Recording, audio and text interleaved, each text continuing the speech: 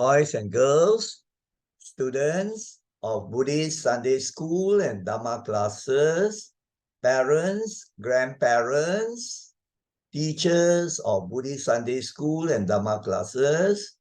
May you all be well, happy, and peaceful. Now we are going to continue the story of Buddha Gautama, part 3. We have done 2 parts already. You have forgotten, you can check back on YouTube, but we will try to remind you of what happened, all right, previously, and then you can follow the presentation part 3. Now the texts are in English and Chinese as before, but the narration will be in English. And the slides have some pictures to help you to follow and to make it more interesting, the presentation. Now, before we show you the PowerPoint, let me check the setup to make sure that it is okay. The setup is okay. So now we are going to launch the PowerPoint. View show. You can see the cover slide for story of Buddha Gautama part 3, and these pictures show some of the events or some of the happenings during the Buddha Gautama's time. Now let us go on to slide number 2, which actually continues the story of Buddha Gautama.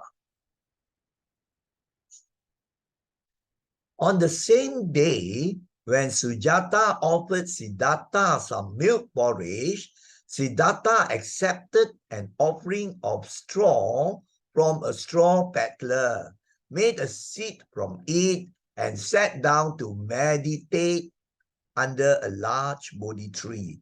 Now, let me comment or explain a bit. You remember in part 2, we ended with the event of Sujata, right? The cowgirl offering the yet to be Buddha, Siddhartha Gautama, who was very weak because he practiced asceticism, self-torturing, eating so little, so he nearly died also, So, Siddhartha helped him, and the scene showed Siddhartha offering some milk porridge lah. Then, of course, later on, Siddhartha became stronger already, so he could continue his practice in search of the truth. That was where we stopped. So, this event, the one straw peddler, which means a person that collects the dry straw, maybe to also sell, and then he made an offering to the Buddha to make a seat, The seat is not of cushion, right? It is made of straw. So under the large Bodhi tree, and the Buddha sat down to meditate under this large Bodhi tree. So he had given up the asceticism ascetic practice of torturing his body. So now he had a greater strength to practice the meditation. So he sat down and he was facing east, where the sun rises east. And then he had this determination, right? This dressing, said, he made a promise to himself, I will not give up until I achieve my goal, until I find a way of freedom from suffering for myself and all people. So he made this vow that he would not leave the seat where he was meditating until he found the truth of suffering, why suffering, and how to end suffering the way. Wow, very strong determination, So this is a very, very inspiring event. And we should learn from this that we have to be full of determination, always persevering in our goal for Nibbana. So that is this slide number 2. Now, let us go on to slide number 3. By the way, this picture shows, you see the Bodhisattva is not enlightened yet, so we call him a Bodhisattva or Bodhisatta, a Buddha to be, a Buddha yet to be. So here also, he of course had already put on the robe when he renounce, and then change his, rich palace clothes into just the simple robe. But he was not enlightened yet. So he was striving very hard. Now let us go on to the next slide, which is slide number 3. As he meditated, Siddhartha let go of all outside disturbances and memories of pleasure from the past. He let go of all worldly thoughts and he turned his mind inwards to find the ultimate final truth about life. Now, of course, you can read on more detailed accounts according to the story. Mara came, to tempt him, right? To frighten him, to, lure him away from meditating. Mara did not want to let him become enlightened, right? Actually, Mara, here we should view it as more from the mind, So the mind coming with all sorts of distractions and disturbances, right? The happy times that he had, and then also the fear, worry, all negative things. But he did not let all this disturb him. He just concentrated on his meditation. He let go of all the worldly things already. The pleasures, and then the enjoyment and all those things. And he just concentrated on meditation. And he asked himself, he wanted to find the answers to these puzzles, isn't it?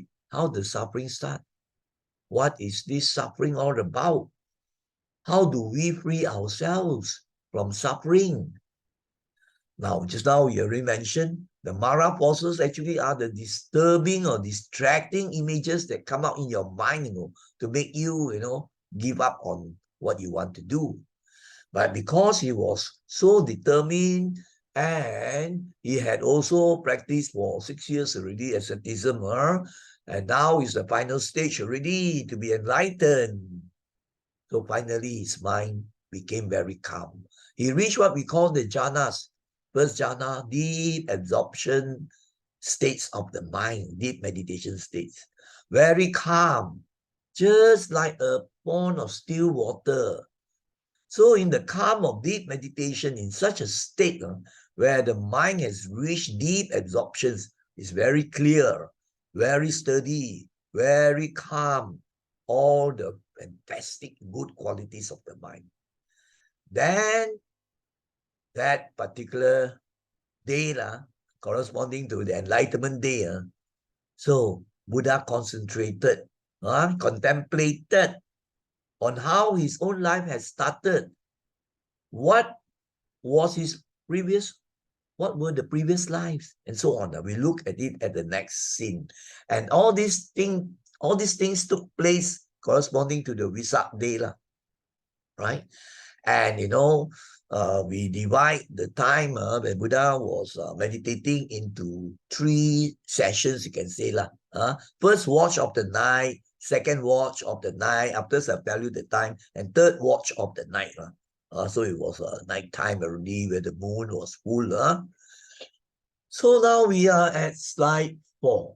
So at the first watch of the night, which corresponds roughly to 10 p.m. to 12 p.m. So Buddha remembered, he contemplated on his previous lives, how many lives he had gone through in samsara, 10, 100, 1,000, 10,000, and so on, right?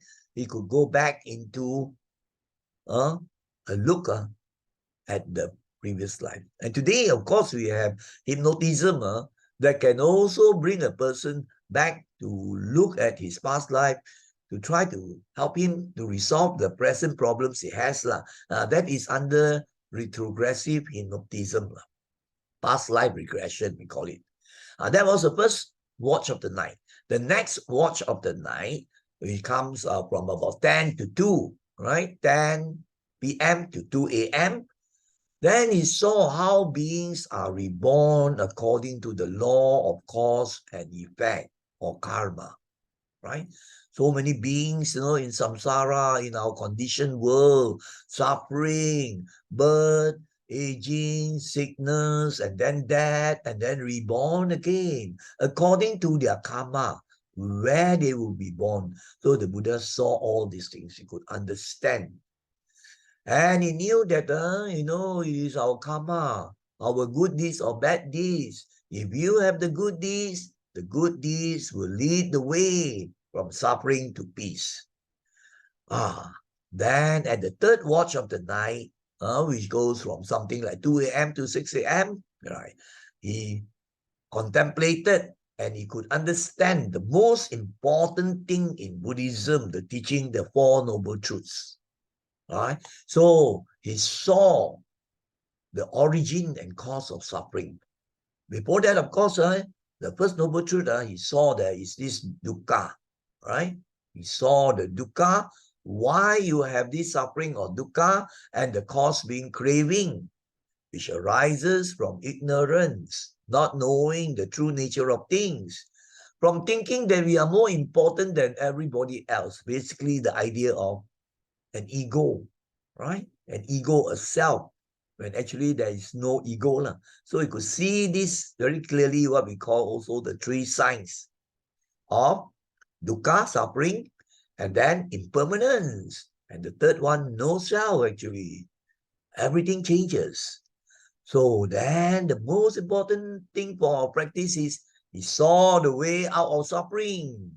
And that is the Noble Eightfold Path. Completely free from thinking in the wrong way, delusion, thinking in a way that will cause a person suffering.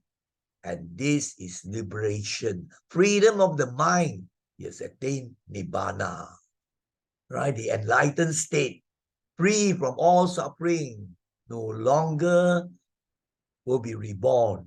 He is in Nibbana, the perfect state of perfect happiness, peace, wisdom, and all the noble qualities. And he was 35 years old. So at this age, he became the Buddha, the Sammasambuddho, the supreme enlightened one.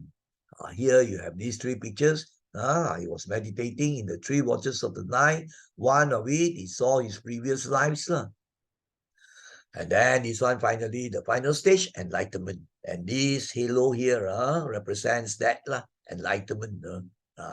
Here, no halo yet. So that is this slide number 4.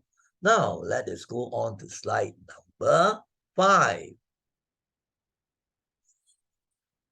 So after attaining Supreme Buddha, he is now the Sammasambuddha, fully enlightened one. That's the meaning. When you chant Namo Tassa Bhagavato, you are actually homage to the fully enlightened one, the Arahant, the blessed one. But the important point, fully enlightened. Very difficult to get such a Buddha, right? When he contemplated and looked at his previous lives, he noticed that there were, I think, probably 6 or 7 Buddhas only for so long, and Siddhartha Gautama became the Buddha that we are following the teachings of the Dhamma. The Dhamma always there, right? But he discovered it, you see. So he did not just go out and preach. He actually continued meditating in that area of Buddha Gaya. Then meditating 1 week under this tree, and then that area. Right.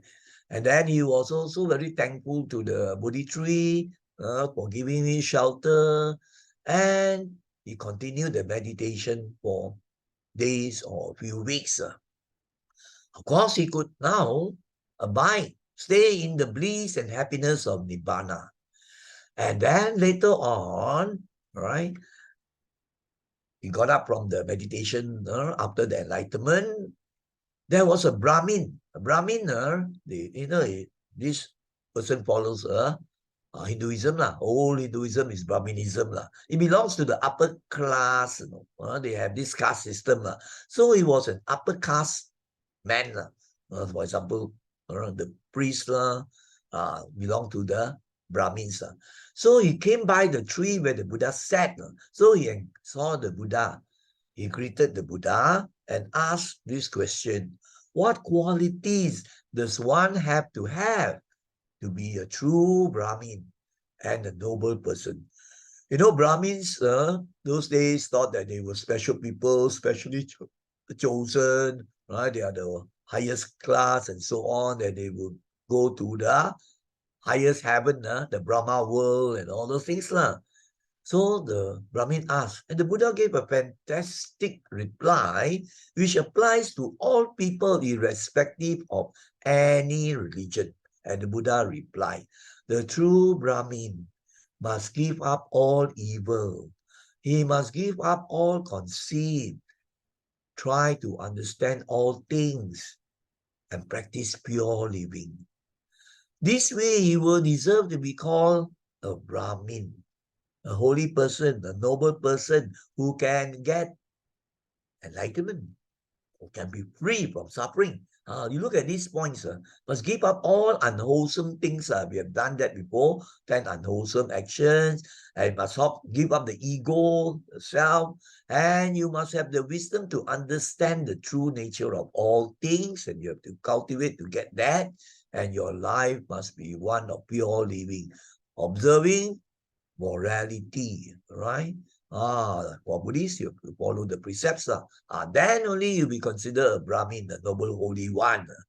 This is the picture showing this Brahmin. Another one also showing, asking the Buddha the question. Now let us go on to slide number 6 now. This is slide number 6. So after the Brahmin had left, the Buddha, was thinking. He hesitated to teach the profound Dhamma.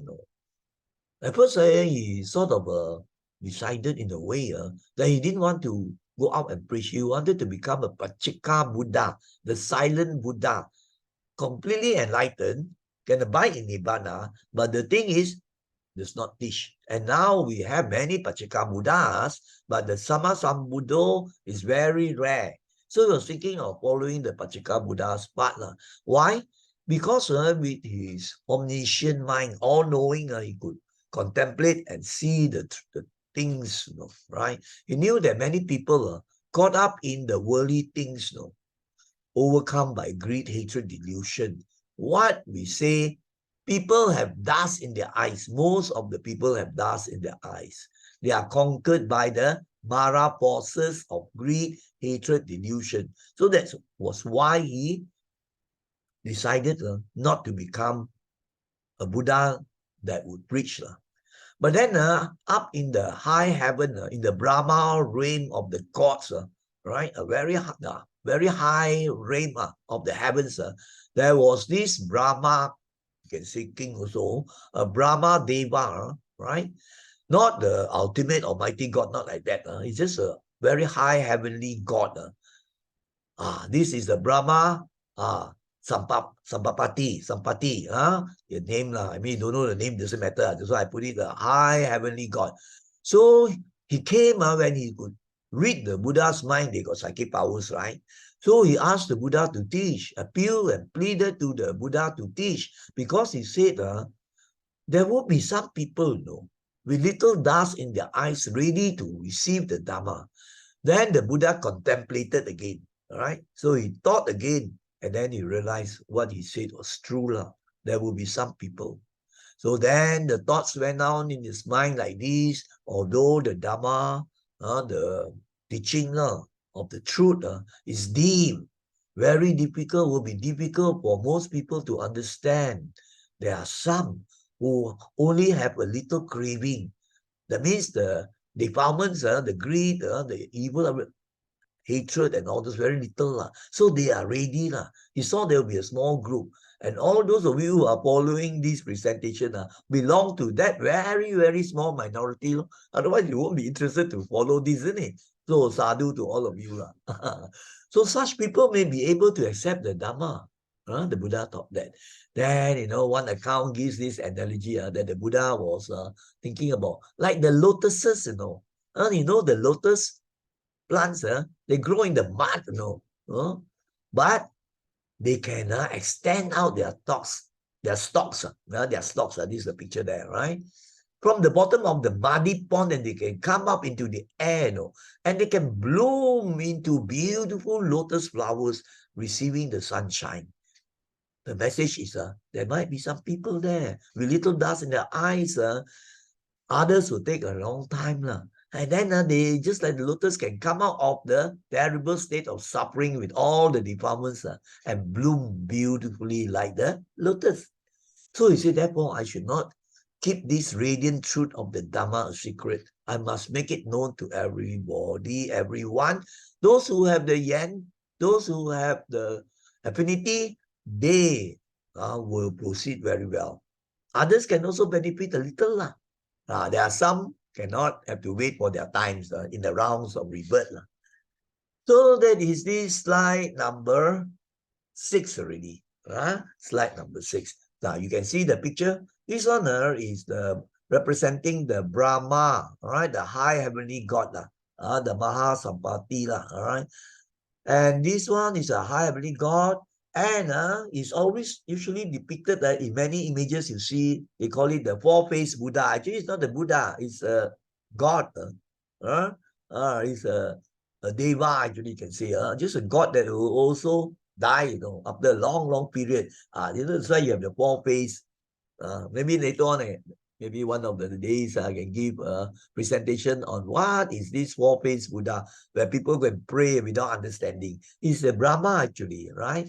So this picture shows that. And then the Buddha contemplated again, right? You're already fully enlightened. Then he said, very true.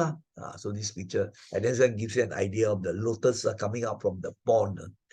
Okay, now let us go on to slide number 7.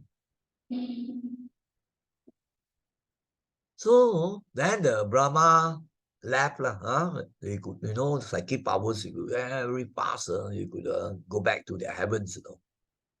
Then the Buddha was thinking, who should I teach first? He said the person must be interested in the Dhamma and quick to understand it. Otherwise, it will be a waste of time. And this is very true even today. So, for me also, I follow what the Buddha was thinking. If a person is not interested, I would go and talk Dhamma with the person. You put people off, So there'll be a small group only. Right? It doesn't matter. I have, a few young people. There's this student that he will want to have a Dhamma discussion with me every week, once. Nearly 2 hours. That sort of person very interested. I'm keen to teach. Keen to share to share the Dhamma, what the Buddha taught, even though it's only one. So then he was thinking, the Buddha, he thought of his old teachers while he was on the path to seek the truth, 6 years practicing, isn't it? So among the very good teachers he encountered were these 2 teachers, Alara Kalama and Udaka Ramaputta. And these actually, they were, Buddhism was not really around yet. So they were actually the Brahmins, holy people that practice very, very deep meditation, right? So they were really cultivating very well. They were the truth seekers. And they had reached very high levels in the meditation. Maybe first jhana, second jhana, third jhana, fourth jhana, very high, deep concentration. And these sort of people with their minds like that, very calm, very still, very sturdy, equanimous, they are ready to receive the Dhamma and become enlightened. But then the Devas came and informed the Buddha. It's not that the Buddha cannot know if he were to contemplate, but if he doesn't think about that, he wouldn't know that they had died. You see? But the Devas came and told him that Alara Kalama had died maybe a week ago, and Udaka Ramaputta had died just the day before. So both of them are going to be reborn in very high heavens, but not enlightened arahants yet, because they did not receive the Dhamma, you see. So it was just too sad. Then after the Buddha thought again, and he contemplated. You remember his 5 ascetic friends, He had 5 friends, they were practicing together, The names, Kundana, Badiya, Wapa, Mahanama, and Asaji. These were the people in India at the time. That's why you have these Indian names. And they were good friends, and they were practicing together, and they were practicing also asceticism, Right? Asceticism means self-torture lah. To eat very little lah, and then to sleep under the tree lah. All sorts of very, very difficult methods, pain to the body. Then Buddha, later on he found that was not the method lah. He nearly died, remember? Right? He was so weak, then he could have died, right? So he left the group. But these four will still continue practicing the old way. So now he wanted to help, Buddha wanted to help them because they had the types of minds ready for the Dhamma. So then he found out that they were living in the place Sarnath. Buddha got enlightened in the place called Buddha Gaya, right? Sarnath a distance away. So Sarnath was the place where he first preached the Dhamma. Right? We'll see that afterwards. It's a beautiful place, Sarnath. And it is near the town of Varanasi. Varanasi, the old name was Benares, but now it's named Varanasi. Very, very fascinating place. I went to the place 3 times and it was very, very fantastic, right? A lot of things you can learn.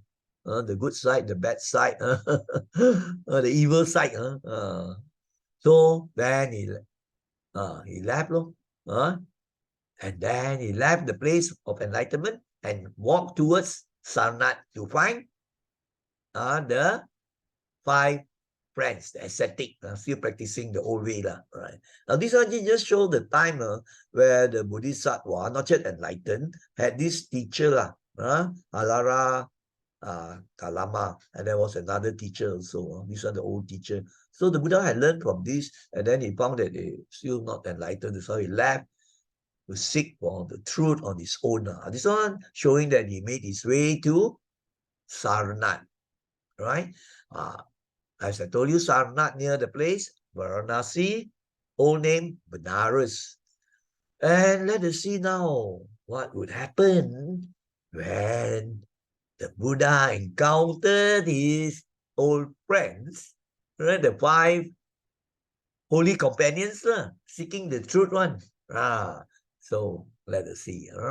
Now, one of them was Kondana. He was very, very well cultivated after CC. He was, I think, one of the first to get enlightened. So at Sarnath, so when the 5 disciples saw him coming at the distance, of course they could recognize him. They say, what, man, this person gave up already. He was leading some luxurious life in a way that he started to eat also. Did not practice the torturing the body method. So they, we all don't want to greet him. Don't want to talk to him. Because they still thought that Buddha was greedy, want all the pleasures and enjoyment. Not like them still continuing the practices. That means they thought that Buddha had given up the search already for truth. But as the Buddha got closer, they realized that he was no ordinary person, Of course, a fully enlightened one, wow, the metta will be so great. You will have a radiant energy coming out from you. The face will be really fantastic, radiant, and so on. So when they approached near them, wow, they also struck like a bolt of lightning, because they found it was surrounded by a brilliant light and looked really holy and noble, So they were so taken by him, they forgot about the previous decision that not to entertain him. So they began to respect him, pay homage, greeted him, and then quickly prepared a seat, took water for him and all those things, So you see, encountering the fully enlightened Buddha. Then the Buddha started the teaching to them. This scene, very beautiful scene. All is in the forest, in the Sarnath area there. 1, 2, 3, 4, 5, right? 5. Why they were not Buddhist monks yet, but they were still putting on the holy robes of Brahminism. Now, the Buddha enlightened one, you can see the halo, right? Now, let us go on to number 9.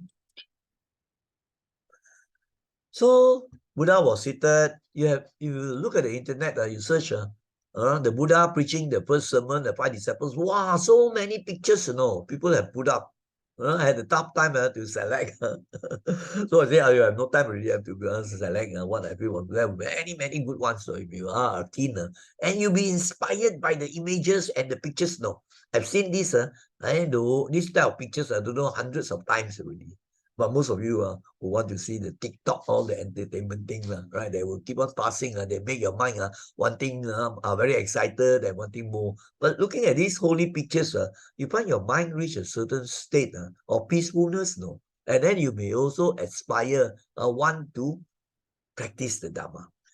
So then the Buddha told the 5 ascetics, right? 1, 2, 3, 4, 5. Yes. He said, monks, I have realized the truth of the end of suffering, Nibbana, and the way to end suffering. If you learn and practice it, you will soon become enlightened. You must take responsibility for working to understand these things. So you see, the Buddha, told them. At first they didn't believe. The Buddha said, had I ever lied to you last time? I stayed with you for so many years together, have I? I've never lied and said things which were not true. Right? So he said that he had found the way out of samsara suffering. And that is the very important thing, isn't it? To end suffering, to attain Nibbana. And then he told them that, I cannot give that to you. You have to learn. Buddhism is a DIY religion. You have to do it yourself. The Buddhas can show and guide the way, but the Buddha cannot do it for you. It's very true, isn't it? Right? You want to go to a particular place, KL, you say you go for me, can. You have to take the step and go yourself. But people can help you and say, oh, you take this road, and these are the problems you encounter on the road. They can guide you everything and tell you all the map and all those stuff, but you have to walk the path, So you say you have to learn and practice it. Then you will become enlightened. So all this is your personal responsibility to work at it, understand the true nature of things, practice according to the teachings, to the Dhamma. So at first, the 5 monks, of course, doubted his words at first. But when they asked him many questions, wow, no problem. The fully enlightened Buddha could answer and you could not challenge the answers. So fantastic. Then finally, apart from his physical appearance and so on, then they could see that his mind was really enlightened. So they began to trust him and they wanted to hear his teaching already, the Dhamma. And that was the turning point in the Dhamma spread. And that is what we call the turning of the wheel of Dhamma. The Buddha gave his first teaching, right, after enlightenment, at this place in Sarnath, a park, I call it the Deer Park, at Deer Park, right? Sarnath gave it. And Sarnath, this is the present picture of what Sarnath looks like. There's a huge stupa where they put in the holy relics, supposed to be the relics of the Buddha, and then Arahants, and things like that. So we went to that place, did meditation, and then the leader gave a very beautiful Dhamma talk, and then we did chanting, Pali chanting around the stupa. Very fantastic, peaceful place. When you meditate there, you see, because the vibes are also good, so many devas there, and you find really very difficult to explain in words. You have to experience it, Sarnath. So let's see now the next thing, very important. The first sermon, they call it, the turning of the Dhammacakka wheel. So now we are at, just now we remember, we were at slide 9, right? Now it is slide 10. So the Buddha taught the most important thing in Buddhism. When people ask you, what did the Buddha teach? Most important in his 45 years of ministry of spreading the Dhamma. And your answer should be, the most important is the Si Sun Ti, 4 Noble Truths. We have been learning and trying to practice. For me also, it's been more than 30 years. of most important thing, I always focus on the Four Noble Truths. Because the thing can be so deep, you can understand it at different levels, you know. So once you understand it, practice it, realize it at the deepest level, you really understand it, can see things clearly, you actually become enlightened, right? Now, basically, you have Four Noble Truths. The first truth is about the fact of suffering or dukkha. It's a fact, isn't it? But I'm not now giving a talk on that, otherwise it can take another few hours. It's the fact, the truth of dukkha, that suffering exists. And the second one is, what is the cause of suffering or dukkha? That's the second noble truth. And the third noble truth is that dukkha can end. There's an end to dukkha. And that end, as you know, will be the attainment of nibbana. So the dukkha can end. Because some people understand, Buddhism always talk about suffering. But Buddhism tells you the truth. There is suffering, there is conflict, there are problems, right?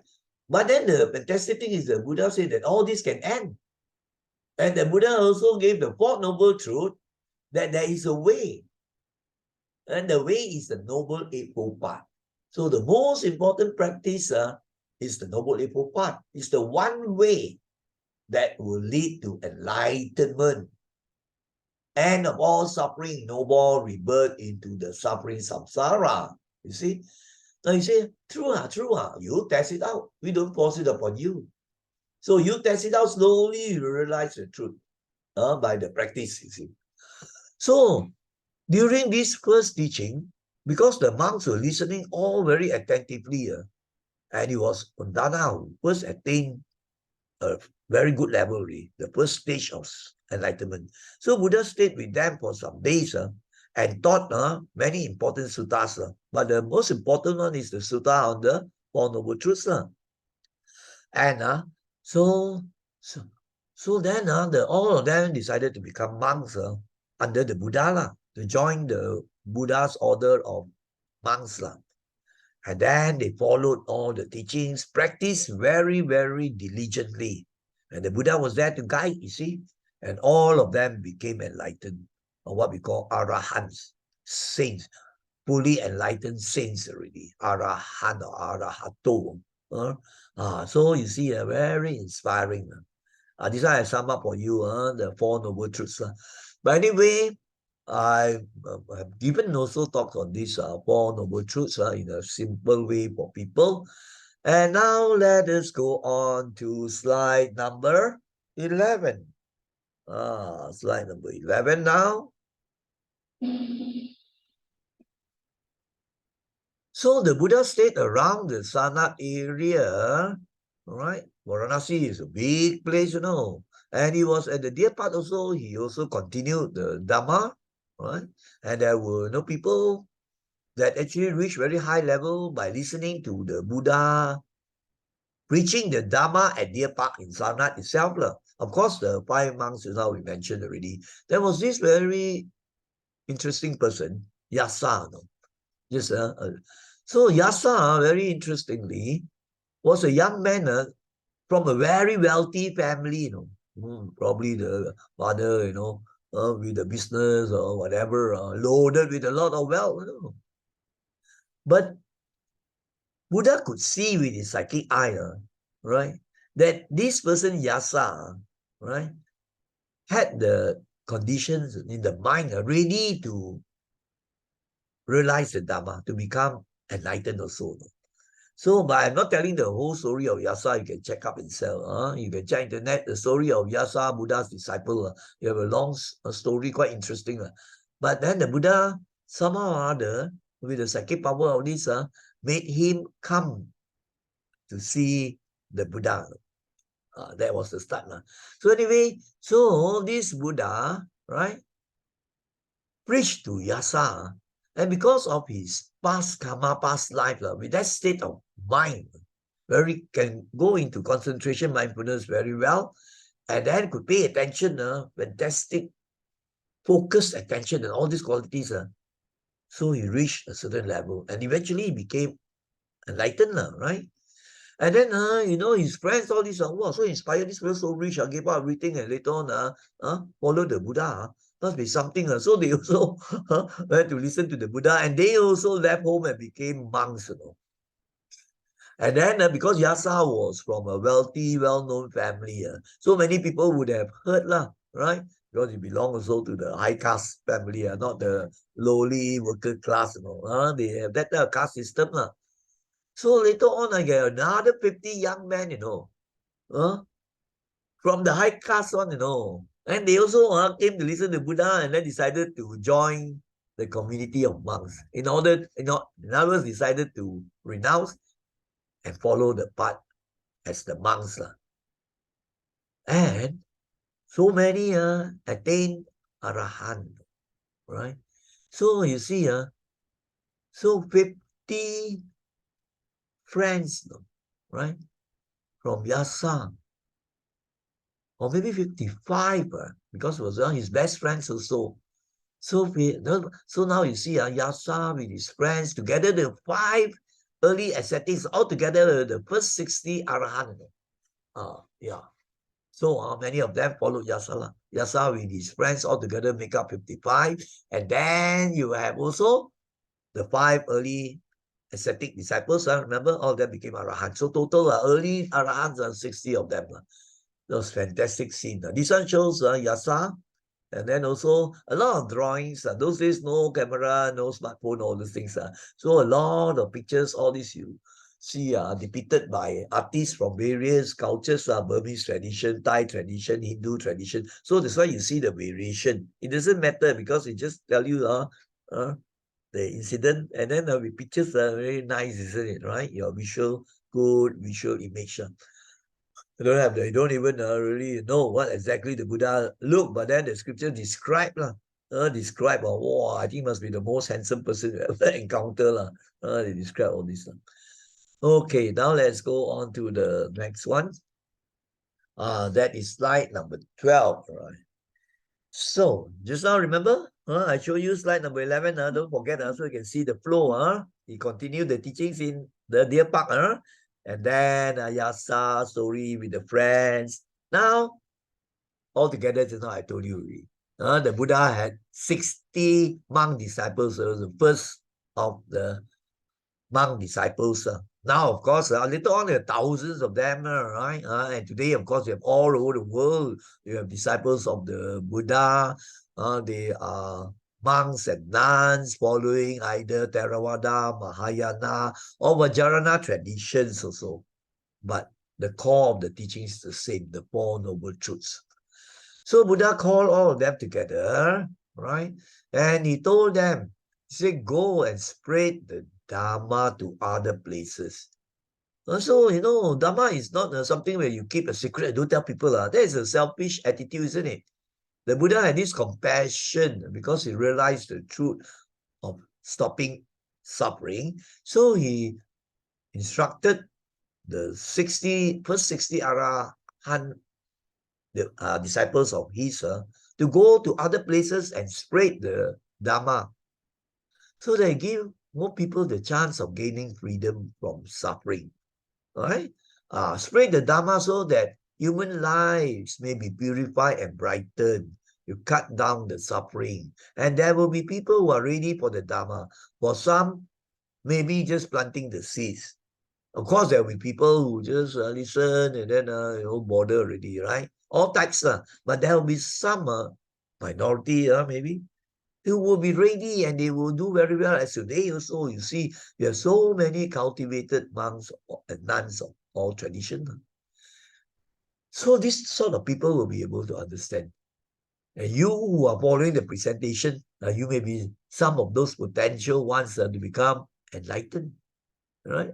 I've seen young people, some fantastic meditator also. I cannot know. Your previous life, you may have enough paramis or the what we call perfections already, you see. And the Buddha gave this message, let not two monks use the same road. Very, very fantastic instruction. That means he doesn't want all to go all together in one group. Of course, this way, you could spread the Dhamma far and wide, isn't it? Then they don't go to the same place. isn't it? Or maybe nearby, but not a group. And he himself, he said he will go to this place after we see this place called Uruvila. So now these two pictures are quite interesting. This one, of course, giving the instructions to the Arahant. This one actually should be before giving the instructions, where these Yasa's friends and the best friends also all after listening to the Buddha accepted the Dhamma, and then they were so respectful and really paid homage to the Buddha. And it was the Indian custom, when you really respect a holy person that spreads the truth, the Dhamma. Of course, in Hinduism also, they have their teachings, you see. So a very highly respected guru will be highly revered, honored, and respected. And their way of respecting is like this, right? To bow down at the teacher's feet, and then some would kiss the feet, right? Will kiss just maybe touch the. This is the Indian custom of respect, respect. And another way you can see very well is some would just stand by with the Anjali position, folded palms. All these we have to learn so that people say, wow, this person 很有礼貌的So you go to Buddhist countries, everything, Of course, when orang putih first come, they don't know how they want to do their ways. But slowly, they also begin to see a very peaceful methods. And this one also shows the humility. Very humble. Why this so sombong, man? Because I'm the enlightened ones that never ask you, are you bow? You kiss my foot. They don't do that sort of thing. They have no more self, really, no more pride, ego, isn't it? But it's these people following, right, that they want to do it. So when I first read it, I found it a bit funny because first time many years ago, 40 over years ago. But then in the travel like to Burma or to India, I encountered some monks like this. I don't know why automatic, I would bow down. I felt very happy that I really respected and pay homage to this monk who is far ahead of us. You can see it. And then later on when he gave the Dhamma talk, I think there were such monks encountered in India and Burma, I remember. They were maybe in other places also, Nepal or this. So then I believe now, you see, there are people who are so very special, right? Metta so great, you go under the metta field, I don't know why you just, very hard to describe, you have to feel it. And then you become happy and joyous, I know some of my friends are not only me, so many also told the same thing. But later on, when you come back, Mara comes disturb you again. Then you forget all those things. You slack, you go backwards, decline. That is the danger. That's why I must not associate with fools, associate with the wise ones. So it's very, very interesting. Last time I read this and saw pictures. I found it very funny. I say, hey, what's so funny, right? I never even bow down. I don't do this to my father, my mother also. We do our own ways. But why they do this? They were not forced, Then later on, I experienced for myself. Very natural that you want to do it. When you encounter one monk that is so really, really special, probably maybe Arahant or maybe third stage.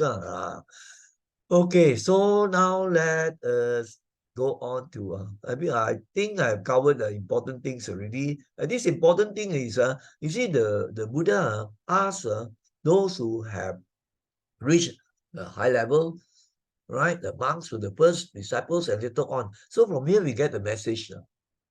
Because the Buddha also trying to show you that the gift of Dhamma is the greatest gift, isn't it?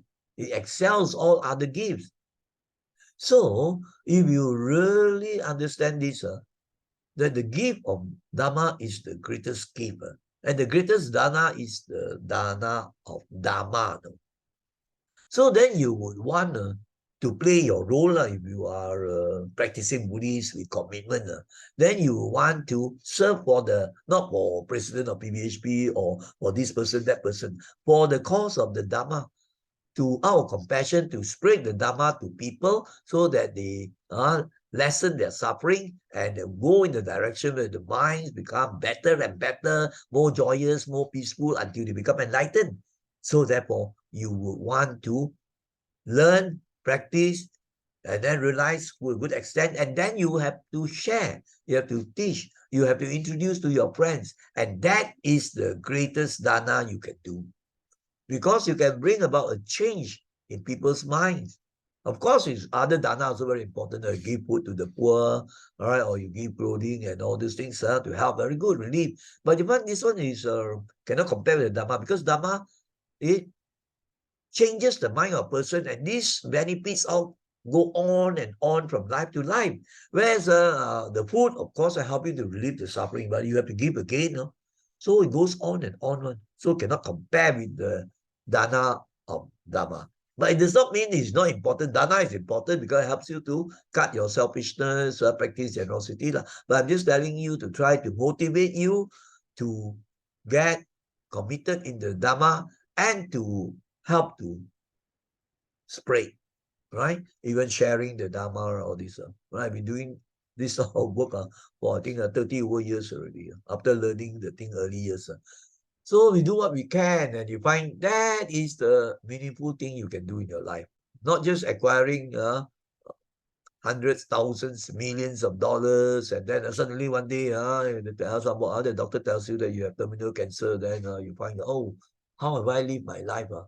I've not really lived a meaningful and fruitful life based on the Dhamma, or reaching out to people or helping people. Then such people may regret. And then if they have done evil karma, will still, you see, the rebirth will not be good, you see. So when you know how to reflect like this, then you know what path you have to take. Right.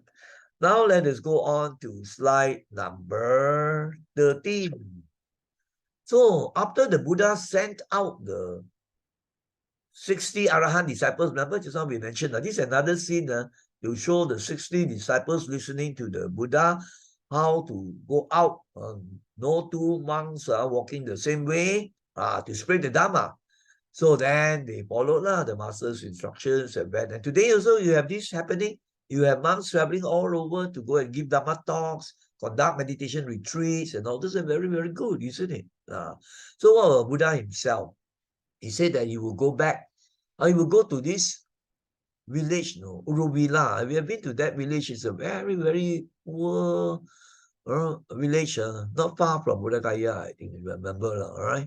So he traveled to this kingdom of Magadha in the southeast, to this Uruvila. This one, those days, no taxi, no cars, no, so you had to go by foot, For days, they might have to walk. The monks and the Buddha also like that.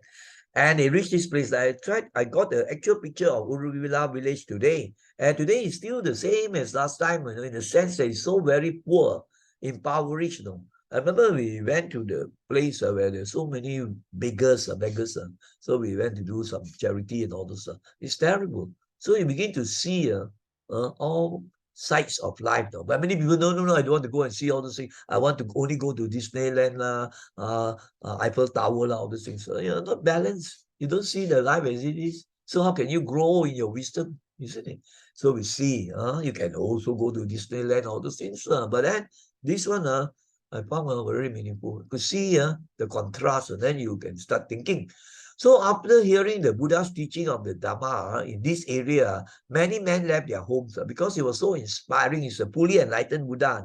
And of course, in this place, there were many people, and some had already practiced, right? Under Brahminism, right? The Hindu religion. And they left their homes and became monks.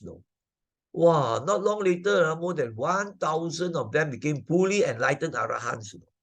So you imagine, the Buddha just walked from place to place, village to village, and spread.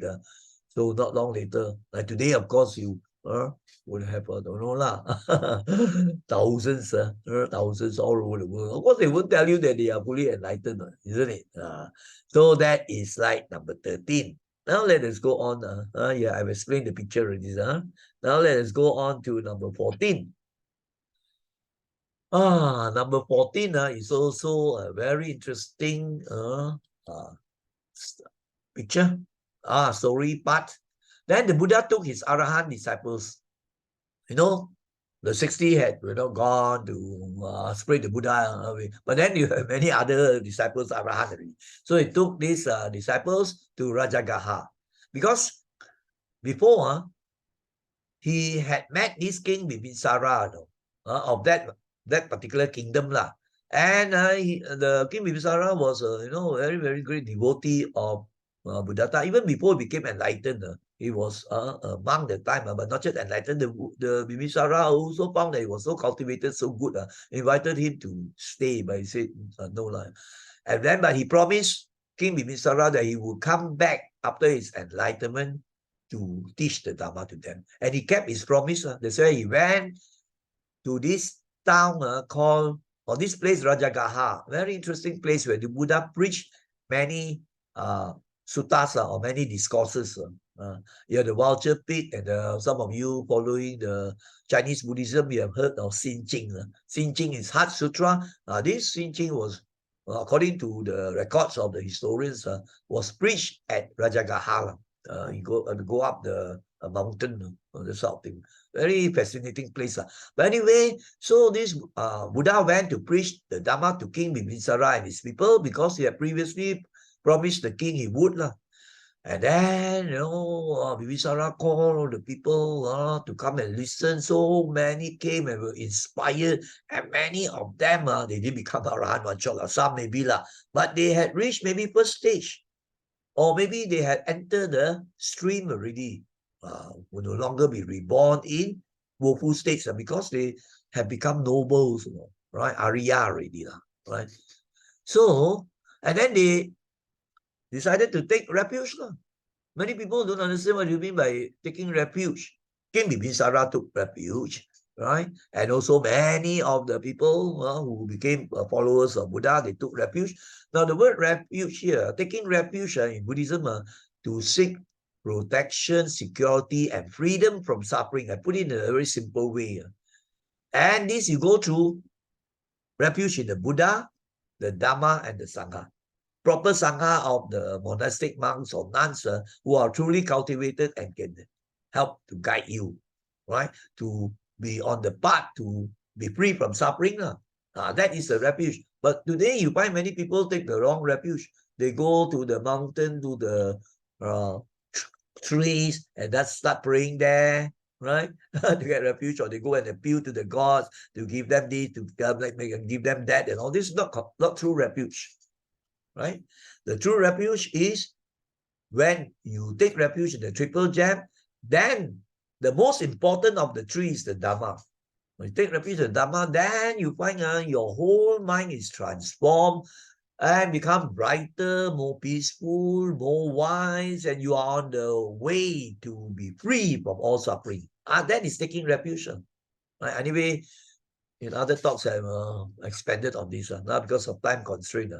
So the King Bimbisara became Buddha's disciple and supporter also, always would support the monks and so on. And then this is another very interesting event. King Bimbisara donated the Veluvana Park, which is sometimes known as Bamboo Grove. And this beautiful place, I've been to the place, and it was donated not personally to the Buddha, right? The Buddha doesn't own anything, right? But in the Buddha's name, and the Sangha is for Buddha and all the Sangha and future monks also. So don't think that the Buddha, wow, accumulate so much property, got nothing on. But it's just that out of respect, he donated, right? Actually, it's a residence not only for Buddha, for all the monks and also later generations. You can still see the Veluvana monastery in the Bamboo Grove. Beautiful place, very serene with the pond there and so on. So Veluvana became the first Buddhist monastery. So you get some historical background.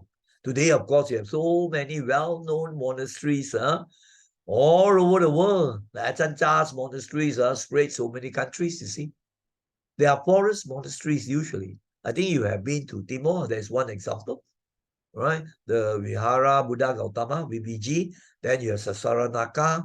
And in Malaysia also, you have a few of those forest monasteries that teach, that the monks there, everything can teach a good Dhamma. Not the commercial things that you hear sometimes. People just say, oh, these are things that everybody that puts on the robe, you can teach very good Dhamma. Not necessary. Now you even have fake monks, isn't it? So now we have actually come to the end of part 3. Because I cannot finish the whole thing, it will take hours and you get bored. So I split into various parts. I don't know how many more parts, right? As we go along. Anyway, when all finish also, you can gather together and you can see the whole flow. Now we go on to the end slide. Right. I think this is the same basically as of the aspiration that we make at the end of following and reflecting of life of Buddha Gautama. You see? So when we follow this part by part, all the parts are very inspiring one actually.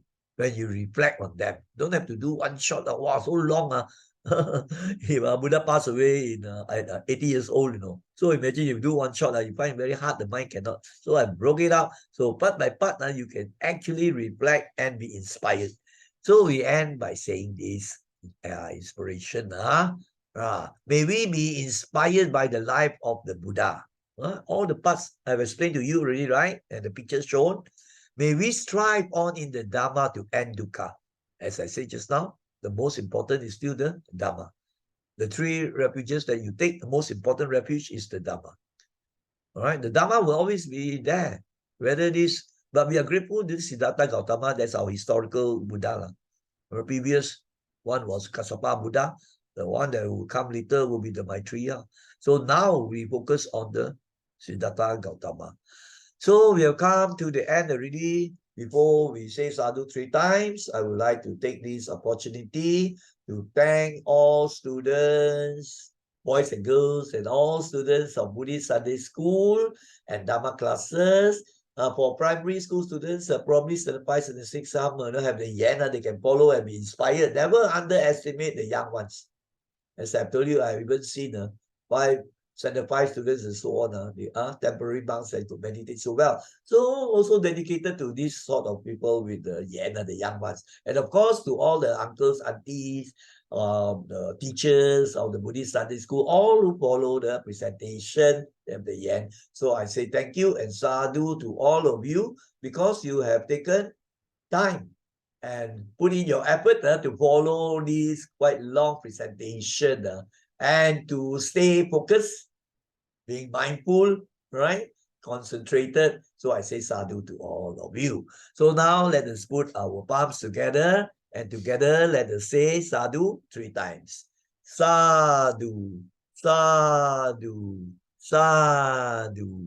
May all of you be well, happy, and peaceful. All right, take care.